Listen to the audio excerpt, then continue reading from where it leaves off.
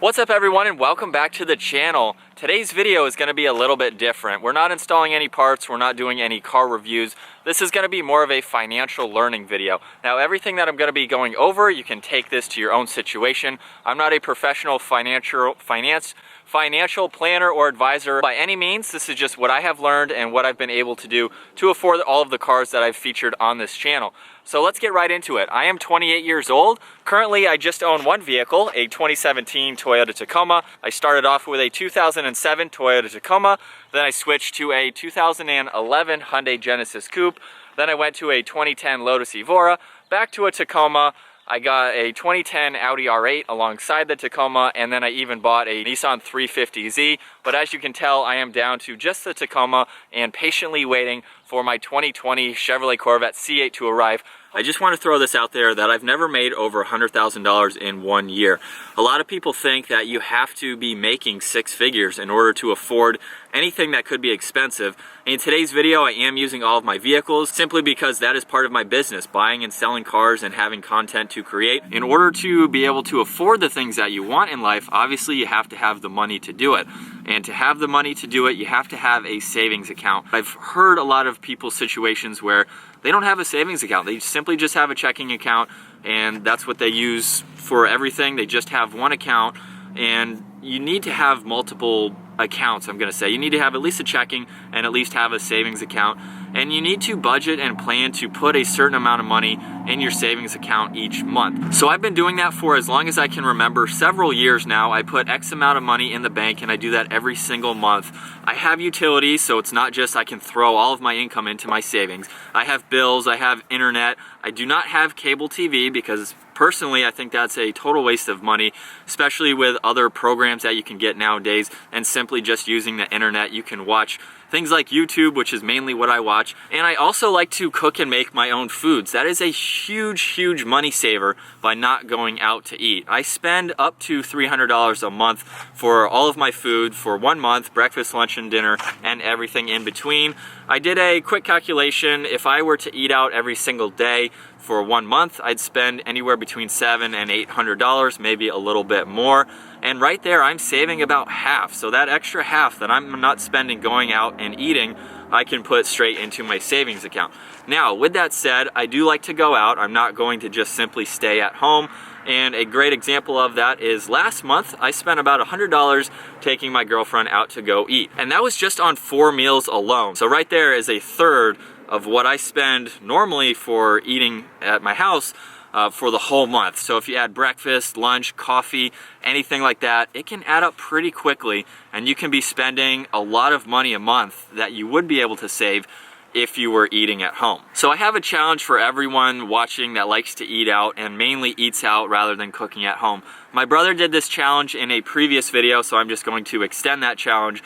Basically, what you need to do is track how much you spend eating out in 1 week. Then take your next week, go to the grocery store, buy everything that you need for that week on foods that you want to eat, and break down how much those meals cost you versus the whole week of eating out. And once you have done that, come back to this video, comment down below, and let me know how that went for you.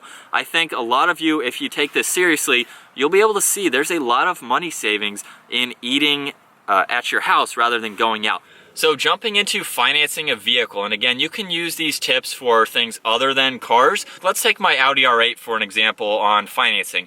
So that was about a $70,000 car. Had I wrote a check for $70,000, out the window it goes, 70 grand, I'm not gonna see it. I have it sitting in a car in my garage doing nothing. So in that sense, financing the vehicle would be smarter to do because you don't have to have all that money tied up into a car. You can take what you didn't put down on that car, you can put it into an investment of some kind. You can put it towards something that will make you money, even though you're still financing the vehicle. You can still make money, and in some cases, if you're investing your money properly, you can make more than the interest that you have to pay on that loan. Now, with that being said, since YouTube is a part of my business, I am technically investing in my cars by creating content for them on the channel. So if I buy an Audi R8, and it's an X amount of dollars a month, I'm gonna get into that later in this video, but it's X amount of dollars a month. If I can produce content that's going to give me a higher rate of return than what I'm spending on it per month, that's a pretty good investment if you ask me. I'm actually making money on that car, and yet I'm still enjoying that car and still driving that car as well. So you can look at it both ways. If you don't have a YouTube channel, there's other ways that you can invest your money to get a return back on a vehicle like that. Yes, you are going to lose money since it's a depreciating asset, but you can own it for a reasonable price as well. So going back to my R8, for example, aside from gas and insurance, which you need on any vehicle, so it doesn't matter the price of the vehicle, the purchase price of that vehicle when I bought it versus the, I guess, purchase price of the next buyer who bought it was a $6,000 difference. So I had an expensive Audi R8, I put 12,000 miles on it, and it cost me $6,000 to own. So yes, you could say that's pretty expensive. You could also say that's pretty cheap to own an exotic looking sports car. You paid $6,000. So I think that's pretty awesome to be able to drive a car around like that and not spend that much on it. $6,000 is still $6,000, but it's a $70,000 car that only cost me $6,000 to own. But it also helps me in building my credit to be able to afford larger items like a house. So when the time comes for me to buy a house, I'll be easily able to get approved for a house, but at the same time, following all these steps that I'm doing, I don't necessarily have to sell any vehicles in order to buy a house. So I'm planning and budgeting those steps already for when that time comes. So since I don't have kids yet, it doesn't make sense for me to buy and own a house. I simply just don't want to do that until I have kids, have my own house with my kids, have my family. I also wanted to mention when financing a vehicle, this is a huge point, you have to have positive equity into your vehicle. So basically what that means is you owe less on the car than what it's worth. So for an example, with my Audi R8, I owned about $38,000 of that car. I sold it for $66,000, which meant I got a check back for almost $30,000, which means that if I was really struggling for money, if there was something I simply could not afford and I just had to sell a vehicle, I would sell my R8, have the cash flow, and I would hopefully be out of whatever situation it may be. Luckily, I plan and save so something like that doesn't happen, but if it did happen, I wouldn't be upside down in the car, and that's the biggest thing. You can't be upside down in a vehicle if you're financing it, because let's say it's worth $20,000 and you owe $28,000 on it, it's simply not worth getting rid of. So you're stuck with the car, you're stuck with that payment for that car, and you owe more than you can even sell it for. So if you do it right, you can finance a vehicle and you can be okay. I had money sitting in my R8. Even though the R8 was in the garage, I had money in that car. I could sell it for the cash value, or the monetary value if that was more important to me. Next up, we're gonna go over all of the cars that I've owned and how I was able to get them. We're gonna start off with my 2007 Toyota Tacoma, the very first vehicle that I ever had. I had that 8 years, and that was a owned vehicle, so I had no payments on that. Then I sold that for a Hyundai Genesis Coupe.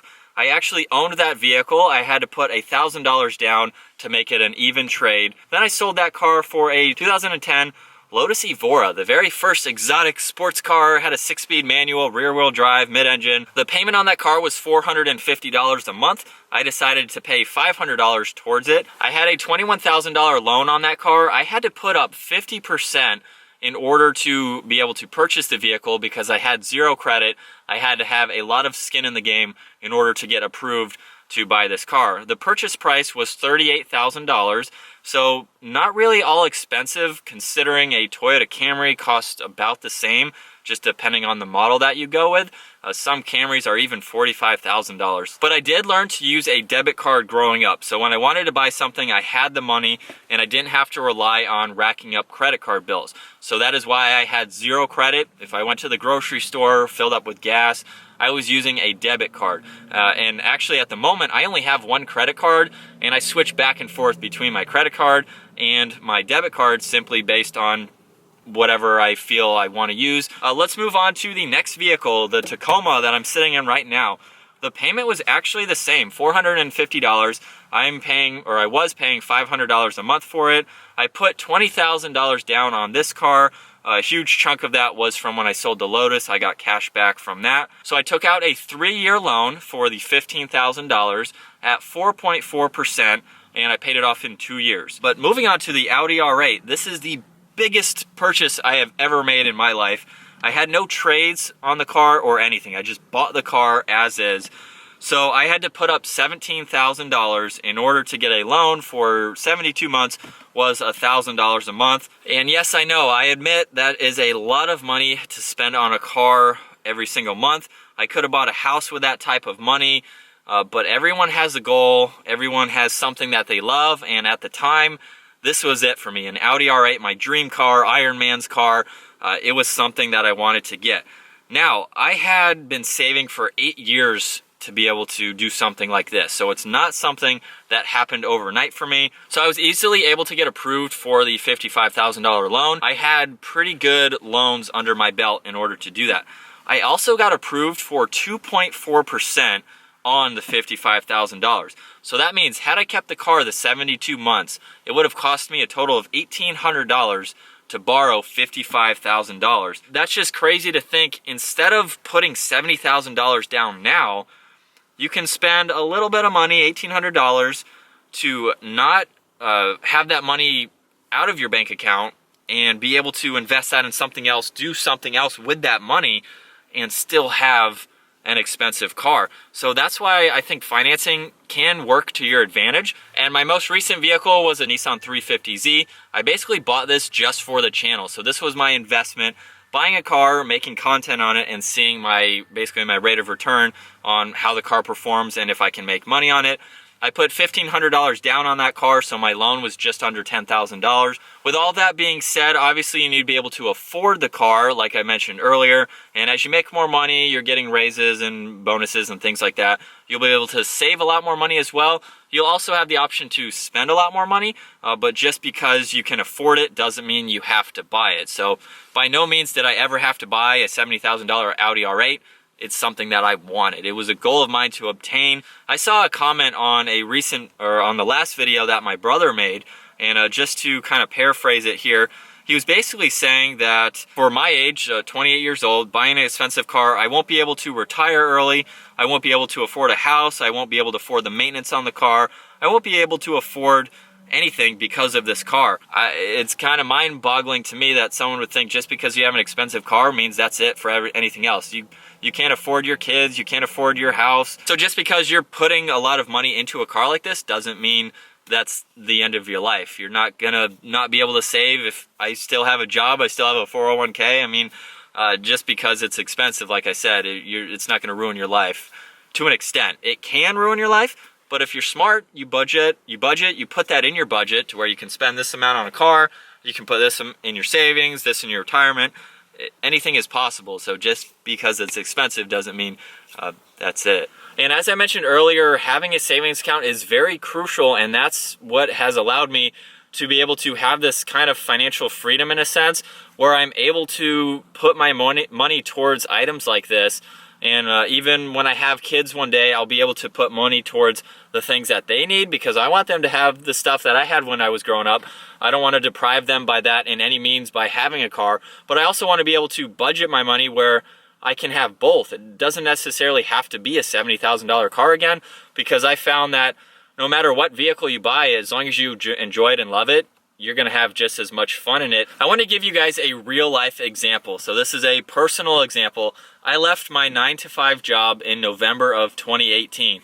So for just over a year now, I've been kind of doing my own thing. I've been focusing more on YouTube, and that was kind of the goal, to be a full-time YouTuber. But at the same time, we've been building our YouTube company as a marketing company and working for other companies as well. And that has all been great. It's been something that I never thought was ever possible, just starting to film videos and putting them on YouTube. So it's been an awesome experience, but the first couple months, it was very hard. Once I quit in November, I went through $15,000 of my savings in 3 months, simply because I was starting a whole new chapter of my life, and something that I didn't know if it would be stable or not. I was moving, I had to register vehicles to another state. There was rent that I was having to pay on 2 different places while I was moving at the same time.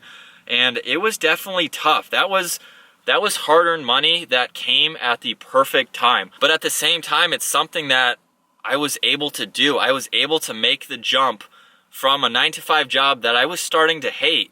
And I was able to make the jump to do something that I love because I had a savings, and it was from not going out to eat, not buying the latest electronics.